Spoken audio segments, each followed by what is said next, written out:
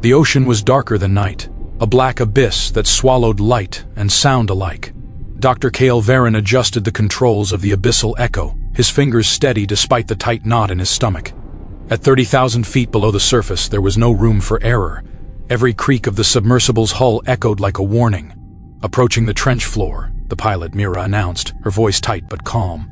Sensors hummed, scanning the surrounding darkness. Sonar pulses returned shapes that were unidentifiable, giant shadows that disappeared before they could be mapped.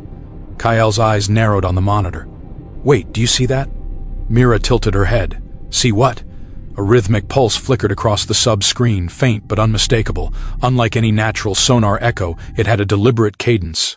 Artificial, and yet impossibly deep, the kind of depth no human craft had ever reached before. "Run a frequency analysis," Kyle ordered. His pulse quickened, a mix of fear and exhilaration. They had come to explore, to chart, to discover, but nothing in his training had prepared him for this. The signal didn't match any known source, human or otherwise. The submersible descended further, its lights cutting through the darkness in narrow cones, illuminating nothing but the void. Then, slowly, a faint glow appeared far below, a structure massive and geometric, like some ancient cathedral carved into the very bones of the earth. Mira's voice was barely a whisper. "Cale, that's not natural." Cale felt a shiver run down his spine. The glow was soft but persistent, pulsing in harmony with the signal. Strange markings etched into the structure's surface reflected the sub's lights, intricate and deliberate, telling a story written in a language older than human memory. The crew exchanged uneasy glances. Standard protocols screamed at them to retreat, but curiosity, and something deeper, something almost instinctual, kept Kael's hand on the throttle. "Prepare the descent lines," he said, his voice steady though his heart raced. "We're going in. Whatever made this, it's waiting for us." As the abyssal echo crept closer, the darkness thickened around them, a living pressure that pressed against the hull, and somewhere deep beneath the silent waves, something ancient stirred, aware of their presence. The glow from the structure grew stronger as the abyssal echo descended, illuminating vast spires and towers that rose from the ocean floor like petrified coral. Kael pressed closer to the viewport, awe and unease warring within him. The architecture was alien yet oddly familiar, geometric patterns that suggested intelligence far beyond humanity's comprehension. "Unbelievable," Mira murmured. "It's a city." Kael nodded, feeling a thrill of discovery laced with a creeping dread. The structures stretched for miles in every direction, covered in intricate carvings that pulsed faintly, almost as if the city itself was alive.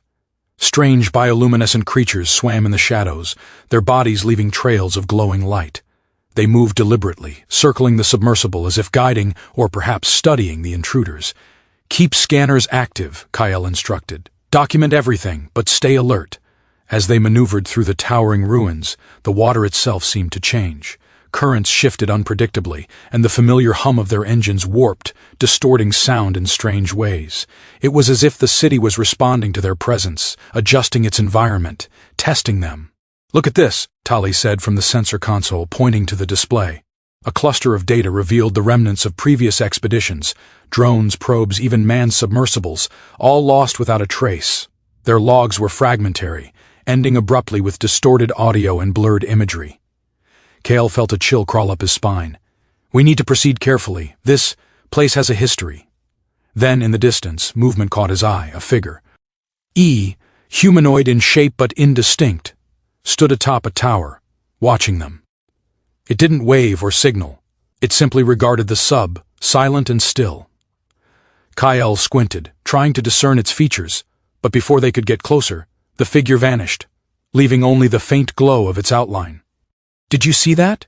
Mira asked, her voice trembling. Kael nodded, gripping the controls tighter. "Yes, and it wasn't human." For the first time, the mission felt less like exploration and more like intrusion. The city was alive, aware, and they were trespassers. The signal that had drawn them here was no longer just a beacon. It was a lure. Somewhere beneath the silent waves, an intelligence older than humanity watched, waiting and perhaps deciding whether they were to be allowed to leave. The deeper they ventured into the city, the more the water itself seemed to turn against them. The abyssal echo's lights refracted oddly, creating corridors where none should exist, walls that stretched and bent as if the structure were breathing. Every instrument on the sub flickered unpredictably. Sonar pulses returned strange echoes, some of which seemed to originate from within the submersible itself. "Kale, something's wrong," Mira said, her voice tight with unease. "These readings, the water, it's like it's alive." Kale swallowed hard, trying to steady his own fear. "It's responding to us," he murmured. "Everything we see, everything we feel, it's not random. This city, this civilization, they left something behind, and it's aware."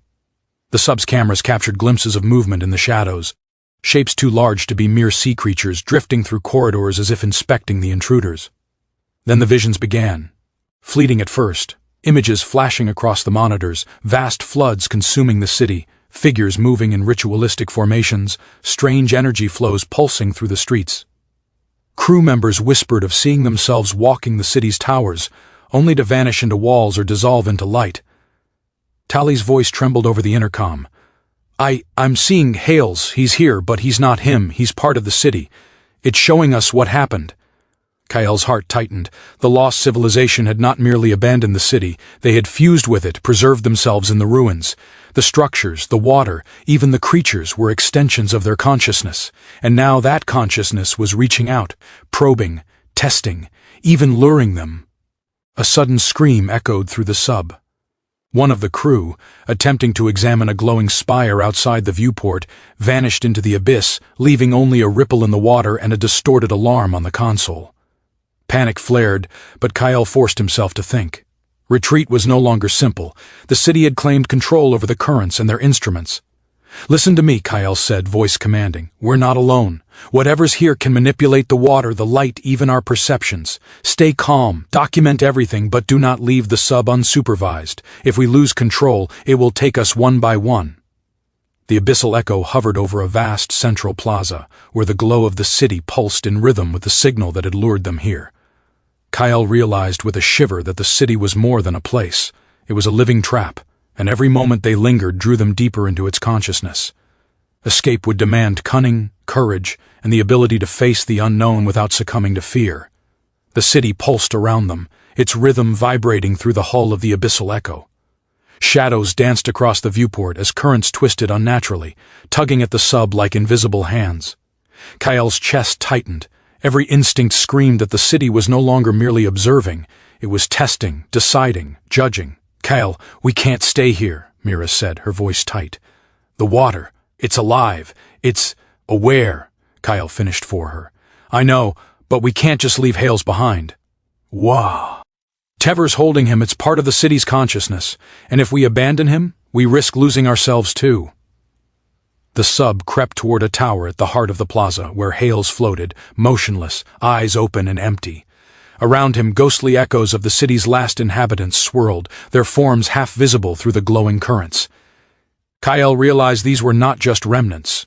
They were memories, consciousness preserved in the water and architecture, merging into a single immense intelligence. A wave of energy pulsed through the sub, making instruments flare and lights stutter. The city seemed to speak, not in sound but in thought, 1,000 voices layered together. Choose, merge, or leave. Only one path survives. Kyle's mind raced. To dive deeper and confront the city's consciousness could mean salvation, or annihilation. To flee might save the crew, but Hales and the knowledge of the city would be lost forever. He took a deep breath and keyed the sub's manipulator arms to link with the glowing energy around Hales. Focused, he projected intent. Not fear, not aggression, but understanding. Slowly, the ripples in the water receded, the forms of the lost rising into coherence before dissolving into streams of bioluminescent light. Hales gasped, free, the human spark returning to his eyes. "Back to the surface," Kyle ordered, his voice shaking with relief and awe. The abyssal echo responded, the currents parting as if yielding. The city pulsed one final time, a heartbeat echoing through the hull before fading into the eternal darkness of the trench. Hours later, they breached the surface. The ocean was calm, indifferent. Hales sat silently, staring at the horizon, and Kyle knew they had survived, but they were not unchanged. Somewhere beneath the silent waves, the consciousness remained, patient, eternal, waiting for the next signal, the next intruders bold or foolish enough to answer its call. The ocean was no longer just water. It was a memory, a mind, and a warning.